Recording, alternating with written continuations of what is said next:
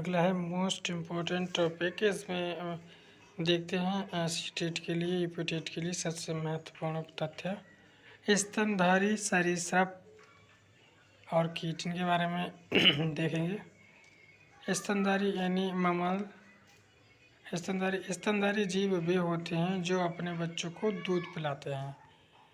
इनके शरीर का ताप बाहरी वातावरण के तापमान परिवर्तन के साथ नहीं बदलता। मनुष्य है जैसे ह्यूमन और गाय यानी काऊ, भैंस यानी बफेलो, बकरी गोट यानी चमगादड़, वैच और व्हेल मछली और आदि स्तनधारी जीव होते हैं।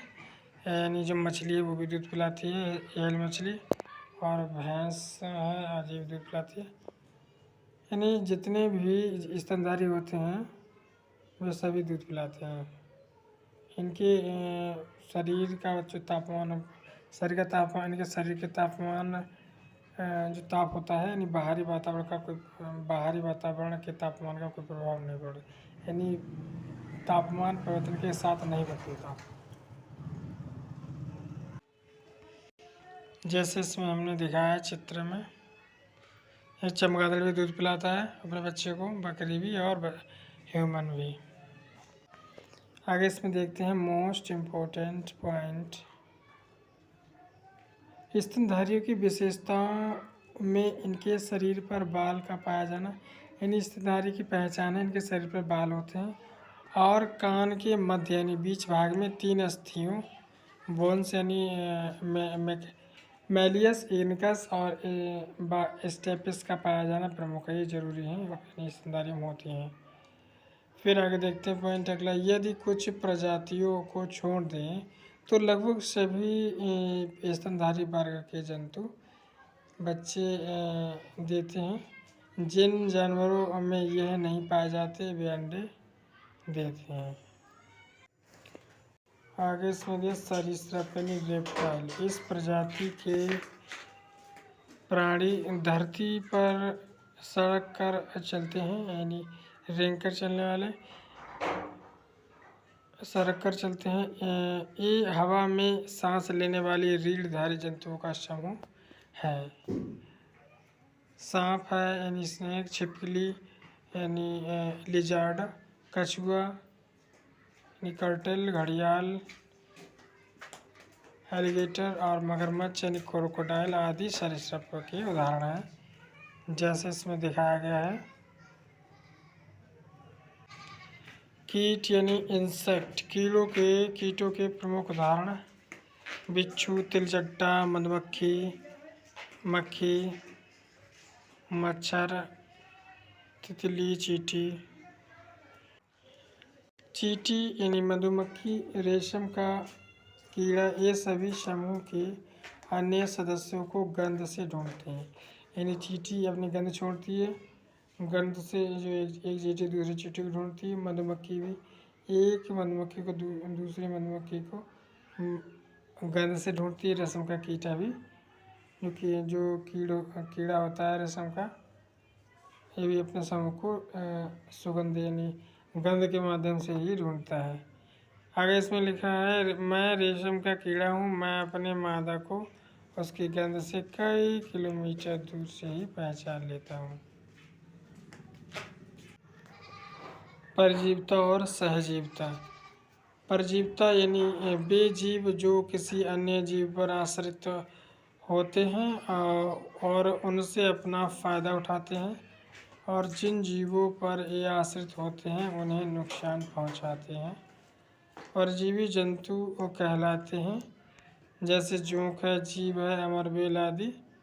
आगे इसमें देखते हैं, तो जब एक जीव को फ़ायदा होता है तथा दूसरे अन्य जीव को नुकसान होता है, इसमें परजीविता में ऐसे संबंध को परजीविता कहते हैं।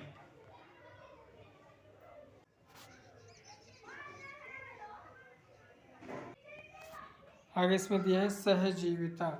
जब दो जीव या पौधे एक दूसरे पर निर्भर रहते हैं तथा एक दूसरे को लाभ पहुंचाते हैं तो उन्हें सहजीवी कहते हैं, तथा इस प्रकार के संबंध को सहजीवन कहा जाता है और पौधों का यह गुण सहजीविता कहलाता है। मटर का पौधा और राइबोबियम सहजीवी जीवों के उदाहरण हैं। इसी प्रकार लाइकेन में शैवाल और फफूंदी सहजीविता के उदाहरण हैं। जानवर को देखते हैं। इसमें जानवरों की खाल पर जो डिजाइन होते हैं वह उनके बालों के रंग के कारण होते हैं। दिन में जागने वाले जानवर आमतौर पर कुछ रंग ही देख पाते हैं और रात में जागने वाले जानवर निशाचर हर चीज़ को सफ़ेद और काली ही देखते हैं, जैसे उल्लू है, चमगादड़, रेगिस्तानी चूहे से बहुत से जानवर किसी खास मौसम में लंबी गहरी नींद में चले जाते हैं, जैसे छिपकली है। आगे इसमें दिया है कुछ जानवर तूफान या भूकंप आने के कुछ समय पहले अजीब हरकतें करने लगते हैं। जंगलों में रहने वाले लोग समझ जाते हैं कि कुछ बुरा होने वाला है। आगे इसमें दिया है गुजरात में भूकंप आया था 2001 में। उसमें आगे देखते हैं। इसमें जानवरों में भी देखने, सुनने और महसूस करने की शक्ति होती है। वैज्ञानिकों का मानना है कि कई जानवरों की अपनी पूरी भाषा होती है।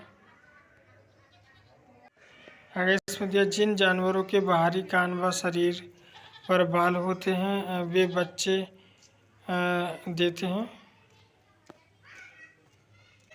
आगे इसमें दिया है जिन जानवरों के बाहरी कान व शरीर पर बाल नहीं होते वे अंडे देते हैं। जानवरों के कान के आकार और उनके सुनने की शक्ति में बहुत गहरा संबंध होता है। जिन जानवरों के कान बड़े होते हैं उनके सुनने की क्षमता अधिक होती है। हाथों को कान के पीछे रखकर आवाज़ ज़्यादा साफ सुनाई देती है।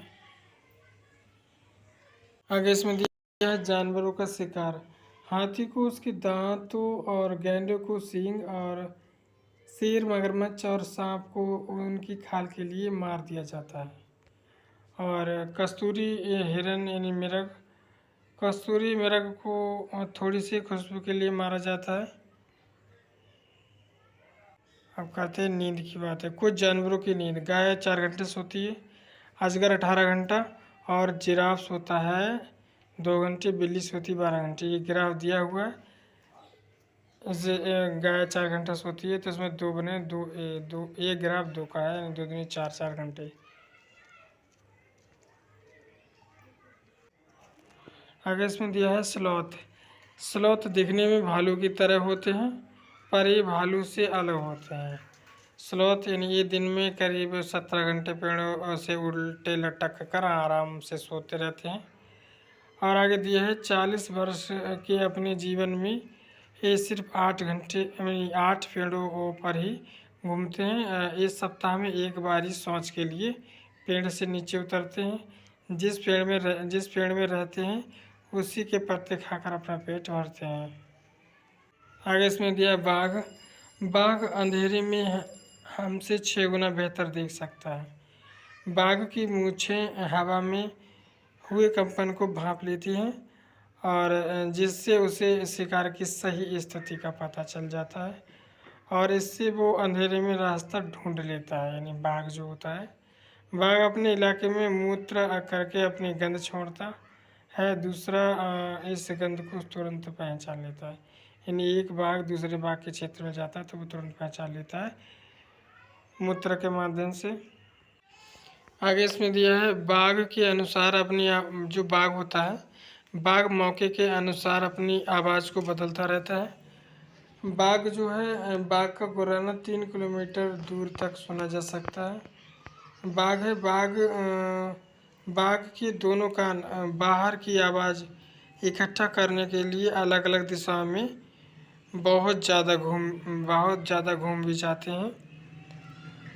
आगे इसमें दिया है बाघ जो होता है, बाघ हवा से पत्ते के हिलने और शिकार की झाड़ियों में हिलने से हुई आवाज़ के अंतर को तुरंत भांप लेता है। आगे इसमें दिया हाथी। हाथी को पानी और कीचड़ में खेलना बहुत पसंद है, इससे उसके शरीर को ठंडक मिलती है। हाथी के कान पंखे जैसे होते हैं।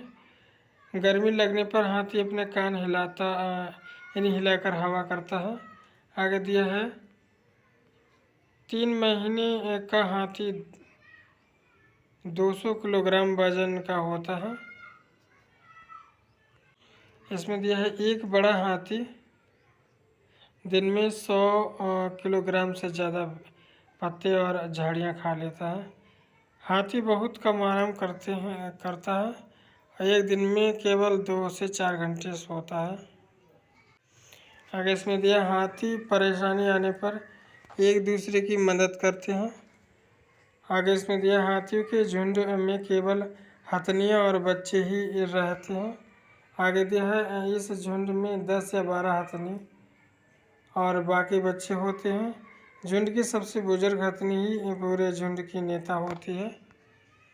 आगे इसमें दिया है लंगूर। लंगूर यानी जंगल में ऊंचे पेड़ पर बैठा लंगूर अपने पास आती मुसीबत को देखकर एक खास आवाज़ निकालकर अपने साथियों को संदेश देता है और उन्हें चौकन्ना करता है। फिर इसमें आगे दिया है कुत्ता। कुत्ते की गलियों में अपनी जगह बची हुई होती है। एक कुत्ता दूसरे कुत्ते के मलमूत्र की गंध से जान लेता है कि उसके इलाके में बाहर का कुत्ता आया था। फिर इस पे आगे दिया है चूहा। चूहों की देखने की क्षमता कम होती है, लेकिन इनके सूंघने छीने यानी जो सूंघने हैं छूने हैं और टेस्ट करने की क्षमता अधिक होती है चूहों की। फिर इसमें आगे दिया है मगरमच्छ के छोटे छेंद जैसे कान होते हैं, लेकिन आसानी से दिखाई नहीं देते। आगे इसमें दिया है छिपकली के भी छेंद जैसे कान होते हैं, छोटे छेंद। फिर इस पे आगे दिया है गिलहरी की दांत हमेशा बढ़ते रहते हैं। दांतों से काटने और कुतरने के कारण इनके दांत घिस जाते हैं।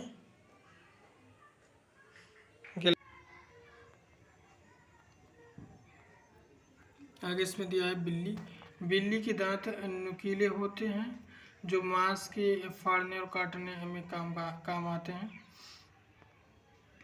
आगे इसमें दिया है गाय के आगे के दांत पत्तों को काटने यानी पत्तों को काटने के लिए होते हैं और पीछे के दांत चपटे और बड़े होते हैं जो घास चबाने के लिए होते हैं।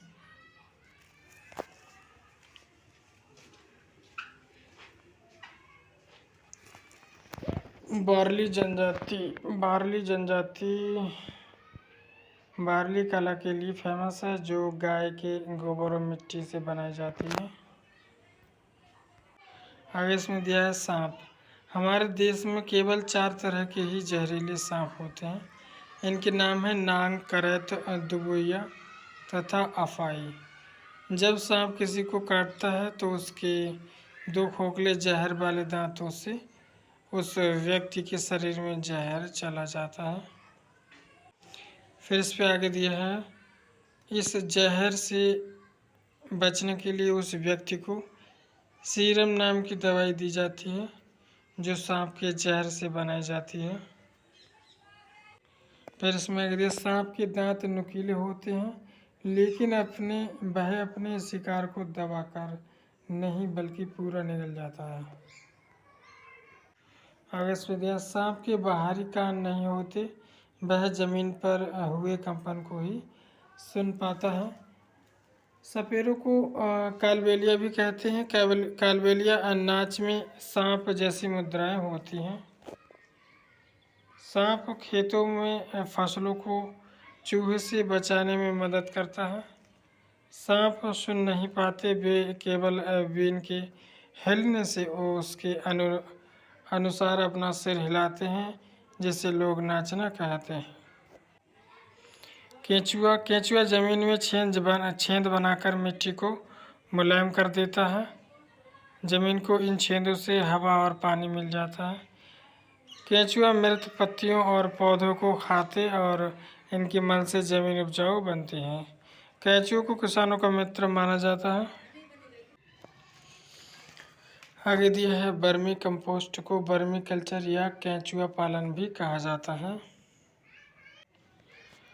चींटियां मिलजुल कर रहती हैं और चींटियों का काम बटा रहता है। रानी चींटी अंडे देती है। सिपाही चींटियां बिल का ध्यान रखती हैं। काम करने वाली चींटियां भोजन ढूंढकर बिल तक लाती हैं। आगे इसमें दिया है पहरेदार चींटी एक विशेष प्रकार की गंध के कारण दूसरी चींटियों को पहचान लेती है। चींटियां खाने की चीज़ों को अपने बिल में जमा करती हैं। सामाजिक सामाजिक कीट जो होते हैं वे कीट जो एक ही प्रजाति के साथ एक समुदाय या कॉलोनी या बस्ती में रहते हैं सामाजिक कीट कहलाते हैं। जैसे दीमक हैं, ततैये हैं, मधुमक्खियां हैं और चींटियां होते हैं। मगरमच्छ होता है। मगरमच्छ हमारे शरीर की गंध, खासकर पैरों के तलवे की और हमारे शरीर की गर्मी से हमें ढूंढ लेते हैं। मगरमच्छ पानी में अंडे देते हैं। डेंगू, मलेरिया, चिकनगुनिया बीमारी मच्छरों के द्वारा फैलती हैं। मक्खी से डायरिया, हैजा, टाइफाइड आदि बीमारियां फैलती हैं। मक्खियाँ अपने पैरों में बीमारी के कीटाणु लाती हैं और जब यह बिना ढके खाने पर बैठती हैं तो उसे दूषित कर देती हैं। उस खाने को खाकर हम बीमार पड़ जाते हैं। मच्छरों से बचने के उपाय। रुके हुए पानी में या इकट्ठा हुए पानी में मलेरिया के मच्छर पैदा होते हैं। इसीलिए मच्छरों के प्रजनन को रोकने के लिए पानी में तेल डालना उचित रहता है। इससे पानी का पृष्ठ तनाव कम हो जाता है और ऑक्सीजन की आपूर्ति रुक जाती है, जिससे मच्छर का लार्वा मर जाता है। घरों में डीडीटी का छिड़काव किया जाना चाहिए। आसपास पानी जमा न होने दें। आगे इसमें दिया है पानी के बर्तन, टंकी, कूलर को साफ रखें मच्छरदानी का प्रयोग करें। जमा हुए पानी में मिट्टी का तेल छिड़कें। पानी में मछलियाँ डालने से मछलियाँ मच्छरों के अणु को जो मच्छरों के अंडे होते हैं मच्छर के अंडे को खा जाती हैं मछलियाँ। आज के लिए इतना ही। यदि आप हमारे चैनल पर नए हो तो लाइक, शेयर एंड सब्सक्राइब करो ताकि आने वाली सभी वीडियोस आपके पास पहले पहुँचे।